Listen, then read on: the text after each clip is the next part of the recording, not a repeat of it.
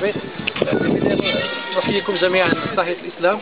السلام عليكم ورحمة الله وبركاته. باسمكم جميعا كنشكر المؤسسة في الشخص السيد الحارس العام الذي ينوب عن السيد المدير اللي راه في التكوين. شكرا على الاستضافة والترحاب الكبير.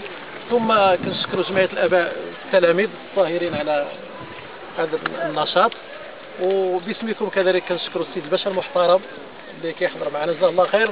كتشوفوا كيحضر في جميع الأنشطة، هذا دليل على اهتمامه وتشجيعه جمعية المجتمع المدني على الانخراط بقوة في المجتمع. كذلك السيد الرئيس المحترم رئيس البلدية، سمعت كلام البارحة مثل السطر أنه ساهم مساهمة كبيرة في إنجاح مجموعة من أوراج ديال جمعية المجتمع المدني، فربي إن شاء الله يكثر الأمثال ديال السي محمد.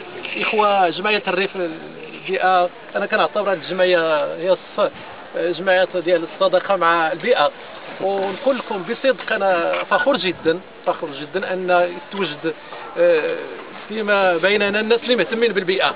إلى عهد قريب ما كانش شي اهتمام عندنا احنا هذا الإقليم، بحكم أنه بالاهتمام بالبيئة، مع أنه من أحب الأعمال إلى الله الاهتمام بالبيئة، لأن احنا كاين واحد الانسجام بيننا وبين البيئة، لأن البيئة ماشي غير صديقة حميم فقط، وإنما الإنسان لا يستطيع أن يعيش بدون البيئة.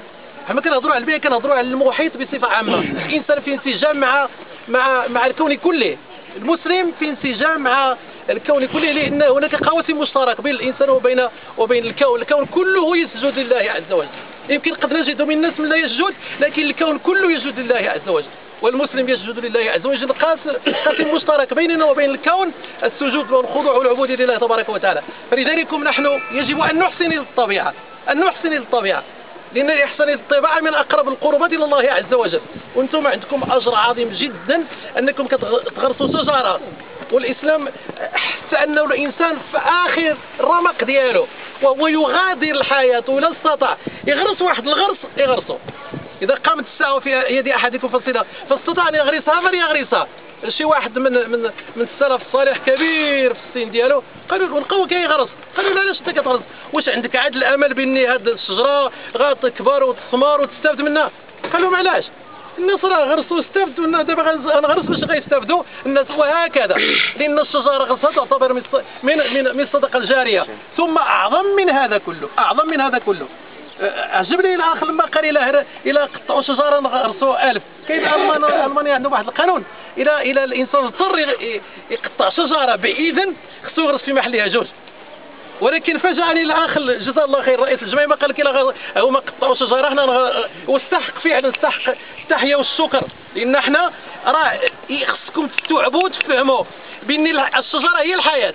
كاين واحد الماده، والاستاذ يسمح لي ديال العلوم الطبيعيه، كاين واحد الماده اللي بها كنعيشوا كتطلقها الشجره، وكاين واحد الماده كتعيش بها الشجره كنطلقوها حنايا. حنا كنعيشوا بالاكسجين من الشجره، والشجره كتعيش بالغاز كربونيك راه من الانسان. شفتوا كيفاش كتكون واحد الانسجام، واحد النسقيه. فهنيئا لكم هؤلاء الشباب والشابات حضريين هذا السلعه حضرين.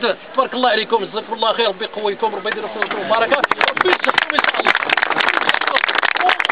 اكيد من المستقبل ديالكم انتم احسن منا، لان انتم بديتوا بكري كتهتموا. ما حنا ما كناش رد ديال البال، كانوا كنقراو صحيح، ولكن ما كانش عندنا هاد المشاريع اللي عندكم انتم. فهنيئا لكم، وانتم الرجال، وحنا مطمئنين على المستقبل اللي فيه الرجال بحالكم.